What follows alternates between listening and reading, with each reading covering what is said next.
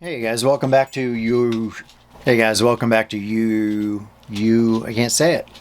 Hey guys, welcome back to You Sure Talk a Lot. I'm Ryan, your host.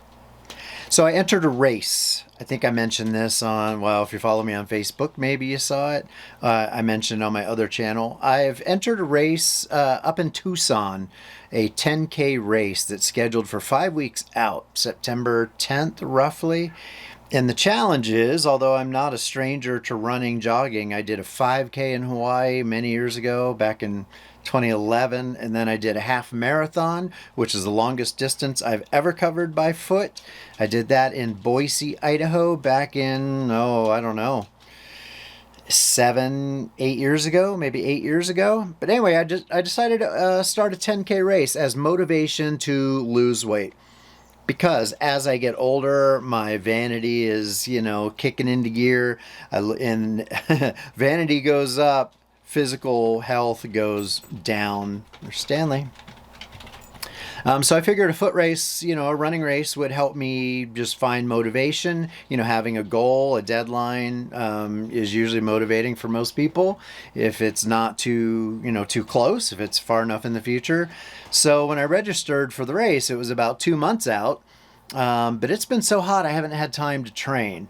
So it's got me, thinking about, what are my priorities? Am I willing to really sweat and sacrifice? Because with the summer heat, I'm sweating anyway. The question is, am I willing to sweat for fitness, for my health? I've lost about 20 pounds. I don't know if you can tell, but my face is super thin.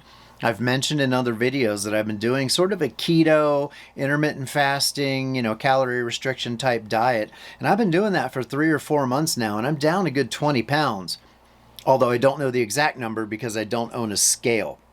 And I've plateaued a little bit, but I basically gave up processed carbs and refined sugars and oils and just processed food. I'm just eating a lot of cheese, nuts, dairy, proteins, chicken, bacon, sausage, things like that, a lot of eggs. And I'm only eating really a breakfast as a full-size meal and then grazing most of the day, maybe a small afternoon lunch or an evening dinner, but I'm not doing like 3 meals a day anymore. And it's worked really well. I've lost a good 20 pounds and it's all fat. I'm noticing though that I'm losing muscle mass as well. Not so much from my calorie restriction, but just more from aging in general. So over the few years, sitting at this desk and being sedentary most of the day doing my IT job, my cybersecurity job, it just results in body mass loss. So I've been doing things to attempt to counter that. Essentially, I've been doing push-ups, calisthenics, some dead hangs from a bar. I have some dumbbells that I move around. I have a weight bench that I can do bench presses on. So I'm just trying to wake up my muscles and let them know that, hey, you're still needed. Don't go anywhere. So hopefully I've reversed that trend. In fact, I had a weird dream last night where I was, doing overhead military presses with the barbell, like hundreds of pounds, and just knocking them out without getting fatigued. It felt freaking awesome, which is definitely not the case in real life. So that's interesting. But yeah, I've been doing calisthenics, lifting weights, working the muscles, trying to tell them not to go anywhere, but I guess I should say, because of the heat, I have not been running.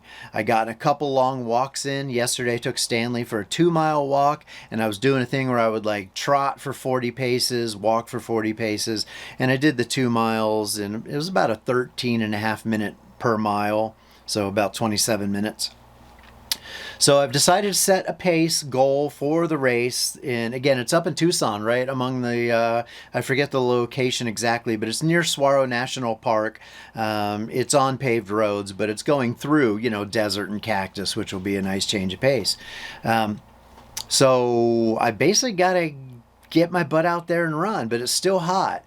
We're starting to get some cooler days here and there. Like this morning, it's 65, 67 right now, which is cool enough for me to put on a flannel in the morning, which is awesome. But I've got to get out there no matter the temperature and do some running.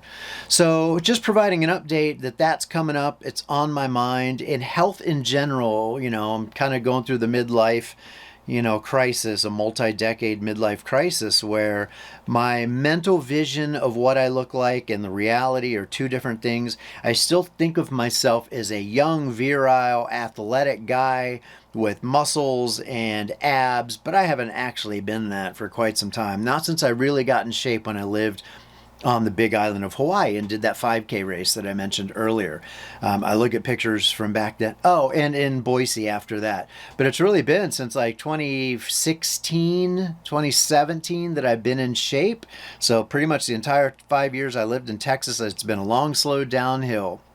So I'm trying to fix that, trying to reverse it. In road races and moving around some weights and doing calisthenics is a step in the right direction. In the keto diet, to lose weight has really helped, but now I've sort of plateaued at about a 20-pound weight loss. I got to figure out how to get off 20 more pounds, and that's only going to come with either more severe, dieting, really cutting out the crap that I do still eat, even though it's healthier crap. Restricting my eating to an 8-hour window and cutting it off and saying that's it, doing more lemon juice and apple cider vinegar, which helps promote fat loss, and it's also a bit of a liver cleanse. Got to do more of that, and really just have to start doing things that make me sweat hard, like sprinting, which where I live, the roads are rocky, they're uneven. I don't have flat track or anything for sprinting, but I do have my own trails, and I could run faster, or I could do like air squats or some kind of cardio. But bottom line is I really need to push it and really get the sweat rolling. But hopefully over the next 5 weeks, as the weather cools down just a bit, from the low 100s to the low 90s, that'll be just enough of a change, especially around sunset. Then it'll get in the 70s and 80s, right after sunset. That hopefully will give me just enough break with the temperature to actually do some training. And then hopefully after the 10K run, I will either enter another event or find some other excuse to keep myself going. But I would really love to hit my 53rd birthday, which is about 6 months out in February. I would love to hit my 53rd birthday actually having my belly be gone. My love handles are gone, the fat around here is gone, but I still got a belly and I still got some man boobs that I am not happy with. And hopefully adding a little bit more muscle so I can go into 53 feeling fit, feeling able and capable, and really countering the effects of sitting, at a desk all day doing my day job. Walmart, it turns out, I did a little research last night. Walmart sells a $16, smartwatch Fitbit type step pedometer or step counter.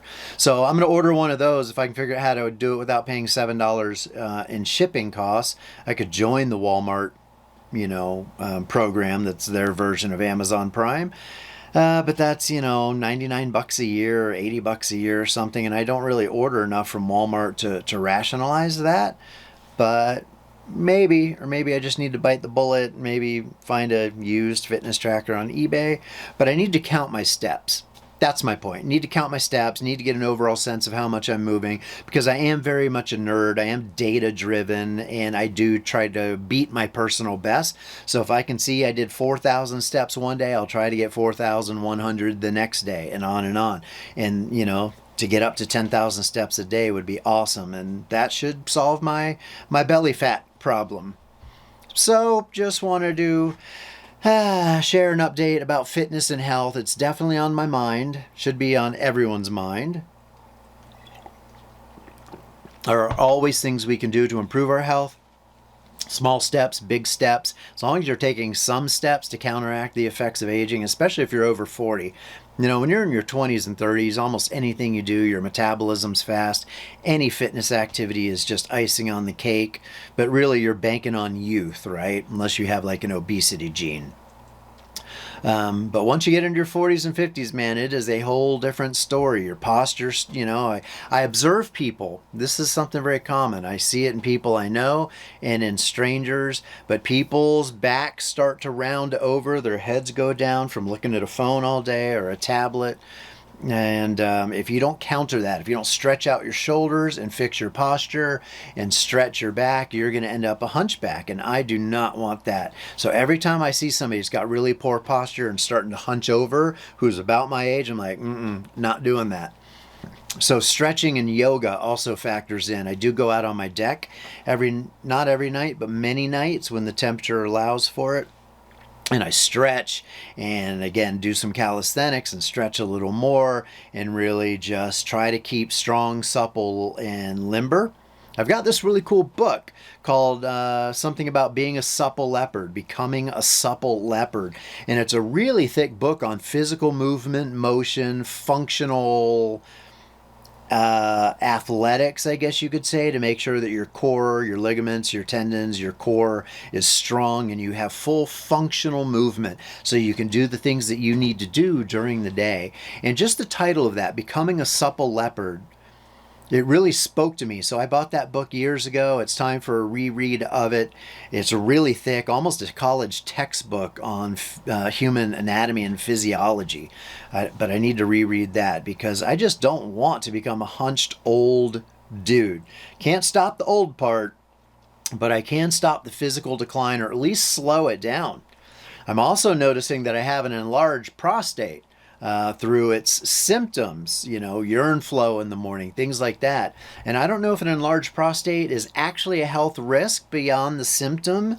If you don't, I've been doing some research that says if you take lemon peel or lemon juice, and so, there are substances you can take to help with prostate health. I need to research more into that because I'm definitely starting to notice that it's having an impact on my functionality, but I'm not sure if it represents a true health risk or just sort of an annoyance.